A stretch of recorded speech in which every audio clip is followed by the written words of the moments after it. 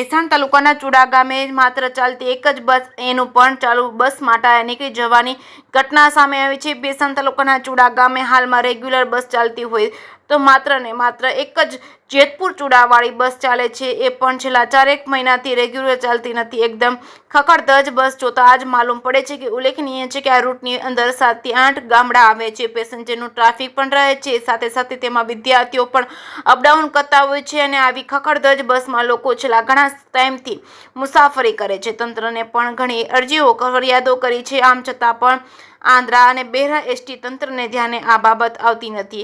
બસ એકદમ બેકાર હાલતમાં છે। ગામ લોકો કહે છે કે એક દિવસ ટાયર નીકળી જતું હોય તો બીજા દિવસે ડીઝલનું ટેન્ક તૂટી જતું હોય છે, તો ચાલુ મુસાફરીમાં આવી ઘટનાઓ બનતી હોય છે। આવનારા સમયમાં કોઈ પણ અનિચ્છનીય બનાવ આપના બનશે કે કોઈ અકસ્માત સર્જાશે તો તેની જવાબદારી માત્ર એસટી તંત્રની રહેશે અને આવા એસટી તંત્રની કંટાળી ગયેલા ગામના લોકો વિદ્યાર્થીઓ કહે છે કે આના તાત્કાલિક ધોરણે ઉકેલ કરવામાં નહીં આવે તો વિદ્યાર્થી સંઘ એબીવીપી તેમજ તમામ ગામના લોકો એક સાથે રાખી આંદોલન કરવામાં આવશે। જેતપુર ડેપોનો ઘેરાવો કરવામાં આવશે અને તેની જવાબદારી એસટી તંત્રની રહેશે તેવું ગામ લોકોએ જણાવ્યું હતું।